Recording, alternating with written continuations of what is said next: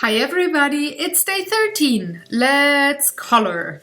Today I'm working a bit more with the color wheel, or at least subconsciously I do, and taking complementary colors. For the background I did choose yellow, and I did start off with Inktense pencils that I did put down, and now I'm liquefying and pulling the pigment towards the sky, so there is a very subtle gradient from white to yellow going on in the sky. For the snow, like the shading of the snow, I also used Inktense, but more of a blue. I think it was indigo. I have to look it up on my webpage, or you can on Friday. You can find out if, in case you want to know exactly what colors I use or what the numbers of the pencils are that I'm using here for this coloring page. The Inktense are very bright and very vibrant, so I have to work quite a bit later on the focal point to still have that be the focal point and not the background taking over. But for now, I'm working on the background. For the trees, I did choose 2 tones of brown. Same goes for that fence. They're having color repetition using the same brown tones that I also have in the trees, and using water to liquefy the pigment and then pulling the pigment towards the white spaces that I left so that I have a natural light and shadow going on. You can see it best at the last tree that I'm gonna color here. There's in the middle, there's white space, and I only colored the sides, and that makes the round shape of the tree look more natural there.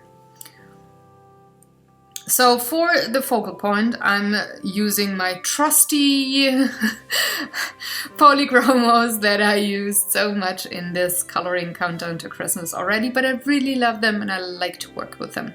So I was saying in the beginning of the video that I worked with the color wheel. So I chose yellow and had more of a purplish blue going on for the background, and now I'm using lots and lots of purple on the girls, which is the contrast, or its opposite.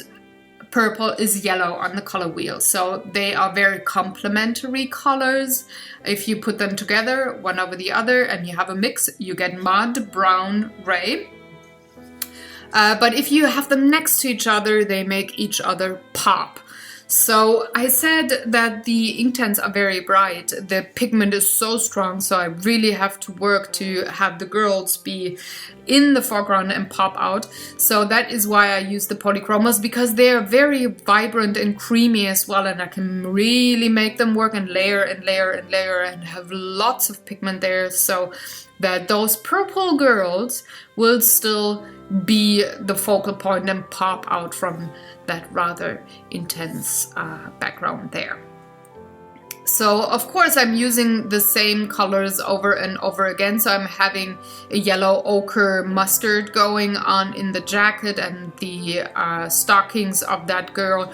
It's very close to the yellow that I also used in the sky, but it's not exactly the same. It's a tiny bit more to the brown, but it's close enough to the whole page to be feeling very harmonic and not having 1,500,000 colors going on there. But you know, it's not gonna look too busy, but still there's enough separation between the background and the foreground in the end, just in the tiny shades of the yellows and browns and yellow ochres that I'm going to use there.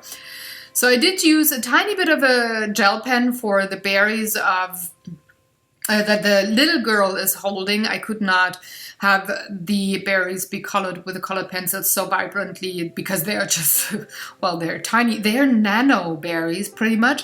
So I did choose a red gel pen just to help me out there and made things a bit easier, and it worked very nice. Also, I did introduce a bit of a sage green just to have another tiny color be popping out there and not just have everything yellow and purple, but just most of the painting, not all of it.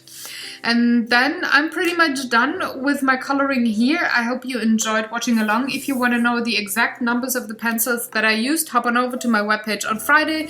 Information will be there for all the coloring countdowns to Christmas that I published this week. Thank you very much for watching. Have fun, everybody. Have a lovely day, and I will see you tomorrow. Bye-bye.